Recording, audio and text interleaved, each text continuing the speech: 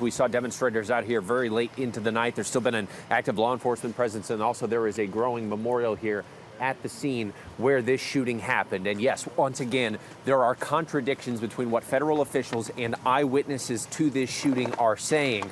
We want to be clear, we're not fully certain yet what happened in the minutes leading up to the shooting, but the shooting itself is on video. It is graphic, but you can see for yourself what happened. Overnight unrest and anger in Minneapolis after federal agents shot and killed another person. Graphic video from the scene obtained by Drop Site News shows a man in a struggle with agents resisting being shoved to the ground and hit. It appears his gun is removed by one of the agents. According to a witness affidavit, at least 4 agents pointed guns at him. The same witness saying the man shot had at least 3 bullet wounds in his back. I just saw a video of more than 6 masked agents pummeling one of our constituents and shooting him to death. How many more residents? Minneapolis police have now identified that man as 37-year-old Alex Pretti, an American citizen and Minneapolis native who worked as an ICU nurse for the Department of Veterans Affairs. Pretti seen here reading the final salute for a fallen veteran. Today we remember that freedom is not free.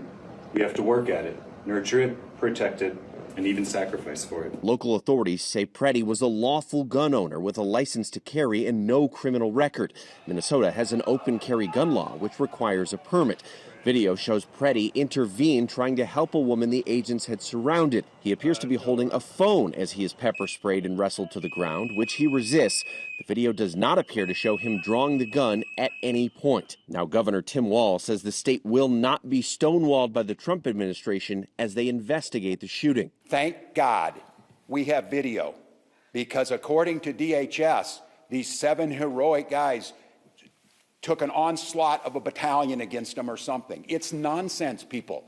It is nonsense and it's lies. According to an affidavit, a doctor witnessed the shooting from a nearby apartment and says that at first agents would not let him through to help before one agent eventually agreed to let him assess the victim. According to the affidavit, the doctor says he was confused as to why Pretti was lying on his side, which is not standard practice when a victim has been shot. The doctor added ICE agents appeared to be counting Pretti's bullet wounds. Border Patrol officials say the shooting happened while conducting a targeted operation for a person in the country illegally. They claim Pretti approached Border Patrol agents with a 9mm semi-automatic handgun seen here, along with 2 magazines, and say he violently resisted their attempts to disarm him. We will not allow violence against our law enforcement officers. Secretary of Homeland Security Kristi Noem insists the agent fired defensive shots. This looks like a situation where an individual arrived at this scene to inflict maximum damage on individuals and to kill law enforcement. So far, they've provided no evidence supporting those claims. There's been demonstrators out here since this shooting first happened, sometimes thousands at a time. The fires are to stay warm in the sub-zero temperatures. And we know there's been protests happening every day in Minneapolis since Renee Good was shot 2.5 weeks ago. The Minneapolis community coming together in a candlelight vigil overnight. Neighbors, friends, and family gathered outside Pretti's home. His neighbor speaking to ABC News, remembering the 37-year-old. He was very well thought of. It's difficult to square that impression that everybody on this block had, and with this notion that he was somehow on some sort of suicide mission to inflict damage on ICE. And his father telling the Associated Press his beloved son cared about people deeply and was very upset with what was happening in Minneapolis, adding he had discussed the protest with his son recently. We had this discussion with him 2 weeks ago or so,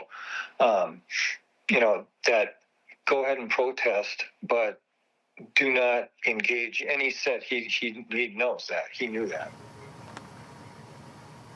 And as Governor Walz is vowing to press forward with this investigation, we know a judge has given a temporary order barring the Trump administration from destroying any evidence linked to this shooting here. Janae? All right, Trevor, thank you so much for your reporting.